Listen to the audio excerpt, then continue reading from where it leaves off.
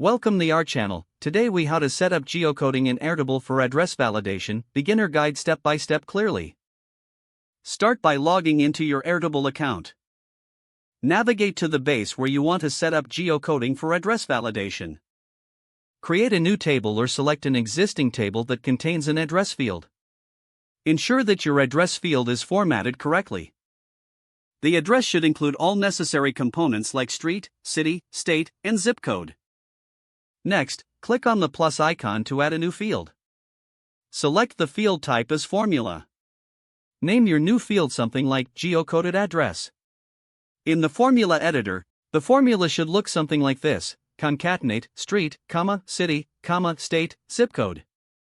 Replace the placeholders with the actual field names from your table. Once completed, click Save to create the new field. Next, you will need an API key to utilize a geocoding service. Sign up for a geocoding service like Google Maps Geocoding API or OpenCage. After signing up, retrieve your API key from the service dashboard. Back in Airtable, navigate to the Automations section. Click Create a new automation. Set the trigger for your automation based on your preference, like when a record is created.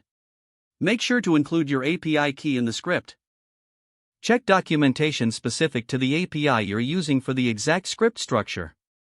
Once the script is written, test it to ensure it retrieves the correct geolocation data. Map the returned data to new fields in your Airtable base, such as latitude and longitude. After successfully setting this up, your table will be able to validate addresses automatically. Finally, run the automation to ensure everything works as intended. Review the records in your table to confirm the geocoding and address validation is functioning correctly. If the page does not load, refresh the browser or try again in a private or incognito window. Make sure you are using the correct email address, then retype it carefully to avoid small typos.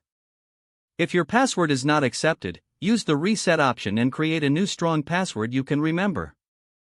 Check your spam folder for verification or security emails, then complete any requested confirmation steps. Enable two-factor authentication if available to improve account security and reduce unauthorized access risk.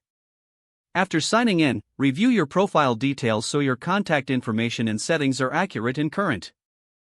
Don't forget to like this video and subscribe to our channel for more step-by-step tech guides.